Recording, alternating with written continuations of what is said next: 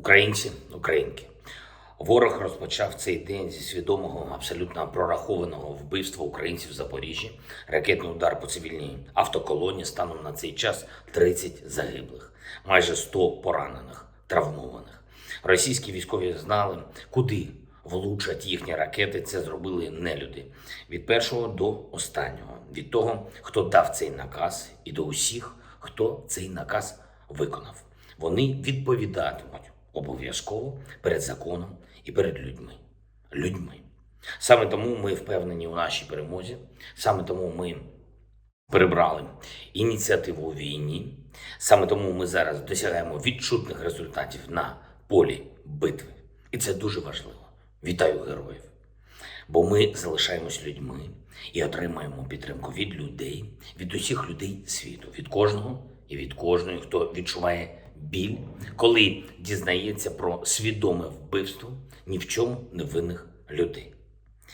В Москві сьогодні відбувся якийсь там черговий, чесно кажучи, фарс. Щось там відзначали, щось там скандували, співали на площі, говорили про Запоріжжя, коли вони самі ж у Запоріжжі влаштували таке. Нелюди. Вічна пам'ять усім загиблим від російських терактів. Україна сьогодні ухвалила рішення на свій захист. Всі вони будуть реалізовані. Рішення Ради національної безпеки і оборони України і ставки. Я вже детально прозвітував сьогодні в день про нашу заявку на вступ у НАТО за пришвидшеною процедурою та про очевидну готовність України до переговорів з Російською Федерацією, але вже з іншим президентом Росії, який розумітиме, що реально відбувається. Зараз ще хочу додати дещо про рішення РНБО щодо санкцій проти російських фізичних та юридичних осіб. Там великий, дійсно великий перелік, доволі гучні прізвища. Але все ж ми орієнтуємось не на гучність, а на те, щоб реально демонтувати російський вплив і при цьому вплинути на стан речей в самій Російській Федерації. Тож вводяться обмеження проти кількох тисяч суб'єктів. Синхронізуються санкції України і наших партнерів. Вводяться нові санкції проти ключових персоналій, проти значущих російських підприємств. Звичайно, санкції будуть застосовані і до тих громадян інших держав, які взяли участь в російському фарсі на окупованій території нашої держави. Псевдореферендуми – це елементи агресії проти суверенної держави. І кожен, хто причетний до організації чи проведення цього фарсу, буде притягнутий до відповідальності.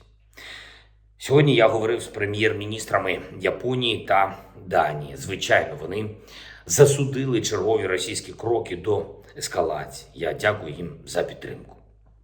Дякую всім лідерам держав, партнерам, всім політичним, громадським діячам світу, які вже доволі оперативно висловились на захист України і міжнародного права. Я хочу подякувати особисто президенту Сполучених Штатів Байдену, Конгресу, нашим друзям в Європі і усім, хто вже посилює санкції проти Росії і вже робить потужні кроки для збільшення оборонної та фінансової підтримки України. Ми маємо звільнити всю нашу землю. І це буде найкращий доказ того, що міжнародне право і людські цінності не зламати жодній державі-терористу. І навіть такій знахабнілій, як Росії. Ми маємо суттєві результати на сході нашої країни. Про це вже достатньо публічної інформації. Всі чули, що відбувається в Лимані, Донецької області. Це кроки, які значать для нас дуже багато. Я дякую усім нашим бійцям за реалізацію цього елементу нашого оборонного задуму. Це дуже важливо. Особливо хочу сьогодні відзначити бійців 10-ї окремої гірсько-штурмової бригади і 54-ї окремої механізованої бригади за незмінну хоробрість, за героїзм на Сіверському та Бахмутському напрямках.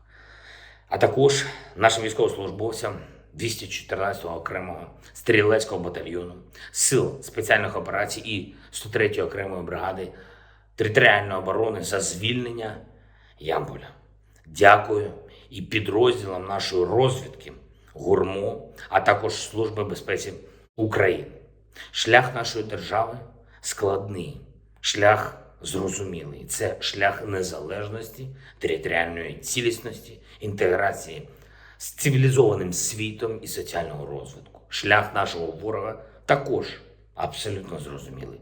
Поразка, ганьба і засудження. І ще одне.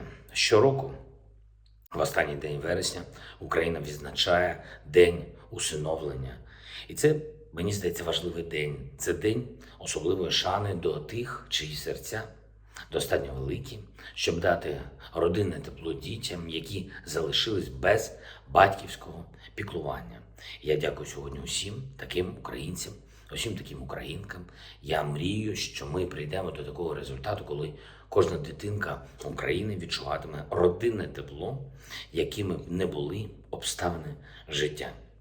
Вічна слава нашому прекрасному народу, вічна слава кожному і кожній, хто бореться за Україну.